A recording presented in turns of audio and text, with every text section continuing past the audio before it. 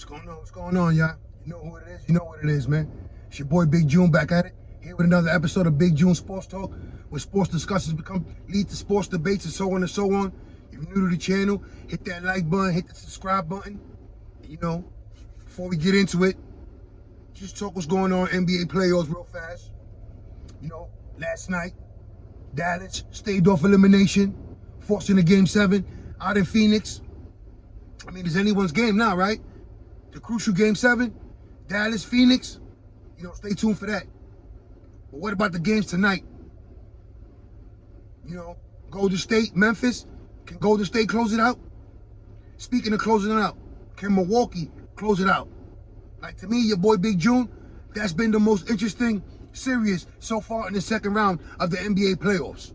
To me, your boy Big June, is Milwaukee versus Boston. Can Giannis and company close out Tatum and them boys tonight at Game 6? We're going to find out. That's for sure. But you know, I'm pretty sure y'all saw what transpired last night in Philadelphia, Game 6 between Miami and Philadelphia. You know, what happened to James Harden? I mean, who knows? The lack of shooting, the lack of explosiveness. I mean, it's up in the air right now. He might opt in on his player option, which is worth like 47 million, 48. But, you know, your boy Big June, I don't see James Harden getting that 5-year, 250 million Supermax contract from the Philadelphia 76ers. Yet, they have to show face somehow for trading Ben Simmons for James Harden, right? And the draft picks and everything else included in the draft, right? In the trade. But it might be time to explode, you know, that team, that nucleus. I mean, maybe Joel Embiid has reached his ceiling as far as how far he can lead that current roster into the playoffs. Yes, they're always in contention. Yes, they're always contending for the division crown. But seems like he can't get past that second round in the playoffs. With Ben Simmons or without Ben Simmons. As far as Doc Rivers, you know, another L to the belt. Not to the belt. It is what it is. The lack of coaching on his half, on the behalf of the Philadelphia 76ers throughout this whole playoff run. You know, it's mind-boggling at times when you really think about it. When you have such a guy, such as, you know, what's the perfect word to describe Doc Rivers? Besides overrated. I mean, he does have a resume on the good and the bad. Has a championship on his resume with the Boston Celtics. But as far as, you know, what has he accomplished without being a head coach in Boston, you know, blowing 3-1 leads with the Clippers, with the Magic.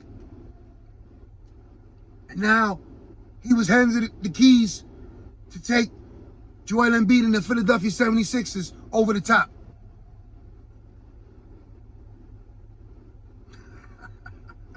But you know what? This episode is not even about the NBA playoffs. You know, that's just a quick rundown of what's going on in the sports world. You know, I could get into a little bit of baseball, and I got an episode coming up on that. I know I've been lacking. I've just been waiting. Season been looking good for my Yankees so far. We looking strong. New York Mets as well. And, you know, shout out to both New York teams. Speaking of New York teams, can the New York Rangers stave off elimination and force a Game 7 against the Pittsburgh Penguins tonight? I mean, you know,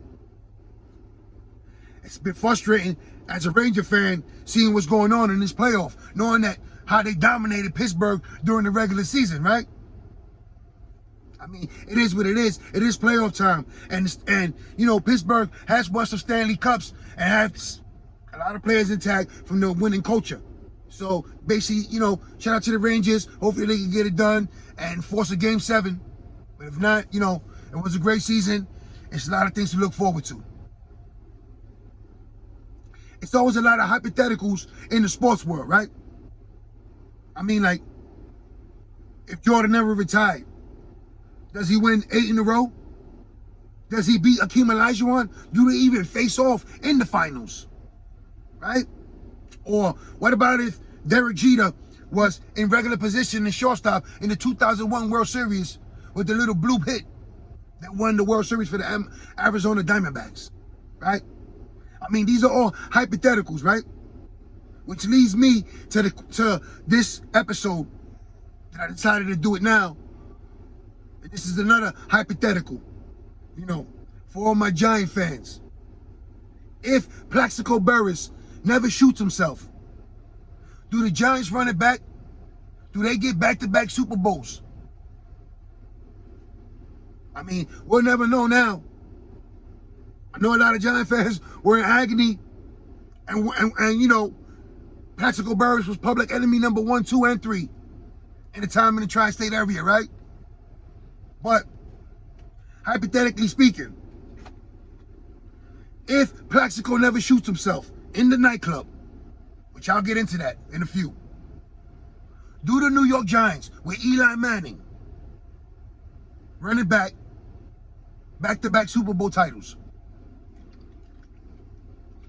I mean, yeah, the connection between Plaxico and Eli was strong. They demonstrated throughout the playoffs and the Super Bowl, Plaxico catching the winning touchdown. But when it's all said and done, before Plaxico shot himself in the nightclub that night, the Giants were looking strong. There was no Super Bowl hangover. They looked motivated and looked like they had something to prove, right? And this is coming from a Jet fan.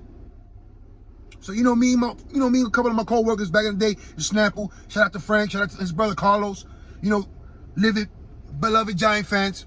So we will always go back and forth, the tick for tack, which it really wasn't, because the Giants, everyone knows what it is. It's like Yankee Mets. You can argue all you want. The numbers speak for themselves. So it is, I always defend the gang green. But that year, they were feeling good. I'm feeling real good. Super Bowl, beat the undefeated Patriots, started the season off strong. You can imagine, typical Giant fan talking hella good shit. Bang. Then the fatal night happens, right? And everything just changed.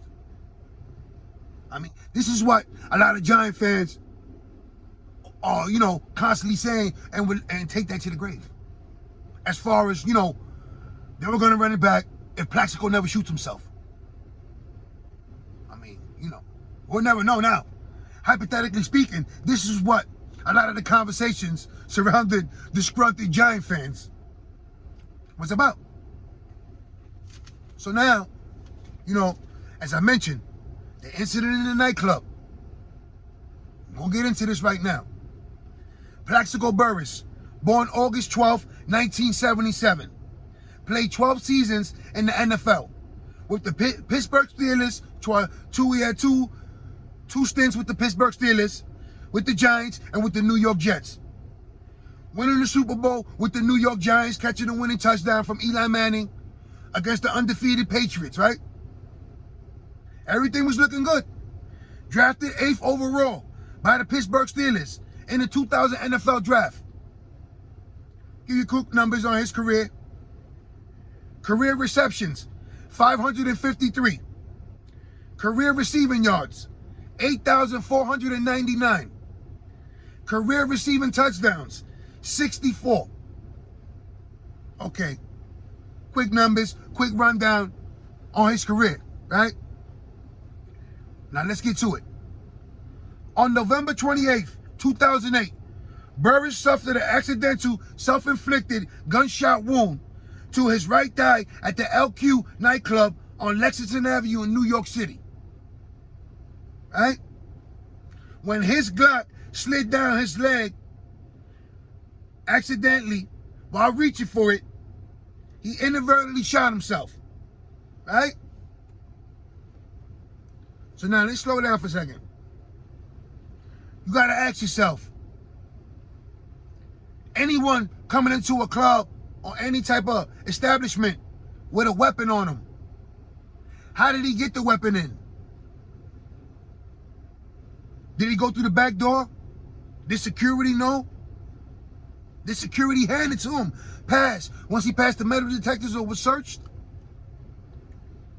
Now, the second question I want to ask is, Why is an NFL superstar, or any athlete for that matter, walking around with a gun if it's not licensed?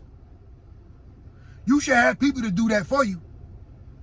But more importantly, if you feel your life is threatened and you feel the need for a weapon to defend yourself, you shouldn't be putting yourself in those environments from the first place.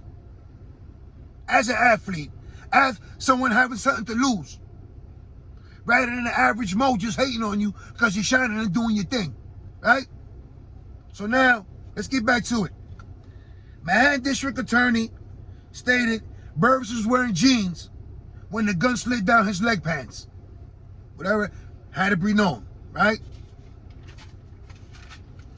The injury wasn't life-threatening, and Burress was released from the hospital the next afternoon. All right, shot in the thigh. You know, cheddar bobbed himself real fast. It is what it is. 2 days later, Burress turned himself into police to face criminal possession of a handgun charge. It was later discovered that New York police learned about the incident after seeing it on the television and were not informed by New York Presbyterian Hospital as required by law. So now, hold on. Let me slow that down for a second. All right? Got the gun into the nightclub, shot himself, must have snuck out without a big ruckus, nothing, no hoopla, ends up into the hospital. Now, New York Presbyterian Hospital fails to notify NYPD about the shooting, about him in the hospital, which is required by law. So now the plot is starting to thicken as a lot of question marks are starting to arise. How did he get the gun in the club? Why did he have the gun in the club? Who was he fearful that he needed protection? How did he go in and out of the hospital without the NYPD being alerted, being informed? As I mentioned before, as required by law. All right? Then Mayor Mike Bloomberg was outraged by the hospital's actions, stating that they are chargeable offenses and someone should be held accountable. All right? Bloomberg urged Burress be charged and prosecuted to the fullest extent of the law, saying any punishment short of the minimum 3.5 years for unlawful possession of a handgun will be a mockery of the law. Okay, so now let me break that down real fast, right? Now, like I just said, the plot thickens. The hospital actions alerted NYPD after they seen it on the television screen, right? Mayor Bloomberg steps in. Now, it's really a high-profile case, as no matter how the child downloaded, try to be with it, in and out, sneaking through, now it's blown up. In New York City, New York State, a law was signed where if you get caught with possession of a firearm, it's an automatic 3.5 years sentence. Now, whatever. I seen people get 2 years, 1 year. You know, Lil Wayne got 1 year. Plaxico ends up getting 2 years. You know, Prodigy, rest in peace for Mobb Deep, actually got the 3.5. So, you know, it is what it is. I've been in Brooklyn Supreme Court and seen guys with gun possession charges also cop out 2 years, 1 year probation. So it could happen, right? But as far as him making a mockery, they've been made a mockery of the whole incident. From getting the gun into the nightclub, from leaving the nightclub to going in and out of the hospital without the NYPD being informed, having to find out from the television screen, of all things. So now, you know, Bloomberg, the mayor of New York City, back then, now he put his 2 cents in it, right? Burress had an expired concealed carry license for his firearm in the state of Florida. Now, that's something that you young boys or any person needs to understand. If you're legitimate and can carry and conceal a weapon in a certain state, before you enter another state, you need to realize and find out if this is legal in that state that you're about to enter. And if it is, maybe you might have to notify someone So just in case they do pull you over or they do find it on you in your possession, it isn't much of a big problem now, right? But as far as Plaxico, he had no license in New York, in Jersey, had an expired concealed carry license from the state of Florida, right? On December 2nd, 2008, Plaxico posted bail of $100,000, and later in the day, he reported to Giant Stadium, as per team policy for injured but active players. Still active when he shot himself. He was suspended without pay for the remaining 4 games of the 2008 regular season for conduct detrimental to the team. In addition, the Giants placed Burress on their reserve non-football injury list, meaning he was ineligible to return for the playoffs. So now, not only is he in hot water with the law, but he's also in hot water with his own team. They suspend him for the remainder of the season. Put him on the list where he cannot return to the playoffs, even to the Super Bowl if they reach the Super Bowl that season, right? I mean, it still gets more. Burress was scheduled to receive a $1 million signing bonus on December 10th, with the Giants, which the Giants withheld. The NFL Players Association stepped in and challenged the ruling, the suspension, the fine, and the money being withheld. A special masters in arbitration ruled that the Giants had to pay the entire $1 million bonus to Plaxico Burress, which led the Giants co-owner, John Mara, to think that a player could carry a loaded handgun into a nightclub, shoot himself, miss the rest of the season, but gets to keep his entire signing bonus. Illustrates one of the serious flaws in the current system we have. Now, these are words by the co-owner of the New York Giants, John Mara, at the time. A search of Burress' home by the New Jersey Police, NYPD, and the investigators from the Manhattan District Attorney turned up a 9mm handgun, a rifle, ammunition, and the clothing believed to be worn the night of the shooting. So now, with a warrant to search his home, they find a 9mm handgun, they find a rifle, ammunition, but more importantly, they found the clothes that he allegedly shot himself the night of the incident at the LQ nightclub, right? So now, excuse me, Plaxico's in too deep. And I ain't talking about the movie with Omar Epps going undercover, right? So now, on June 12th, 2009, Burress' attorney, Benjamin Brafman, announced that he couldn't reach a sentencing agreement. Burress asked the grand jury for sympathy during his 2 hours of testimony on the stand on July 29th of 2009. Prosecutors gave him none. On August 3rd, when they indicted him on 2 felony counts of criminal possession of a weapon in the second degree and a single count of reckless endangerment in the second degree, which was a misdemeanor. Right? 2 counts, 2 felony counts, and a misdemeanor. So basically, they spared him and gave him no leniency. Okay, so it is what it is. All right? But for the New York Minute, everything went bleak for the wide receiver at the time, Plaxico Burress of the New York Giants, right? On August 20th, 2009, Burress accepted a plea deal of 2 years in prison with an additional 2 years of supervised release. In January 2010, Burress applied and was denied for work release. So now let me slow that down. All right. Cops out to the 2 years. Has 2 years of supervised, basically parole when he's released. Now, I understand that he had employment waiting for him, being the fact that he was a free agent wide receiver in the NFL and was eventually signed by the New York Giants upon his release, right? But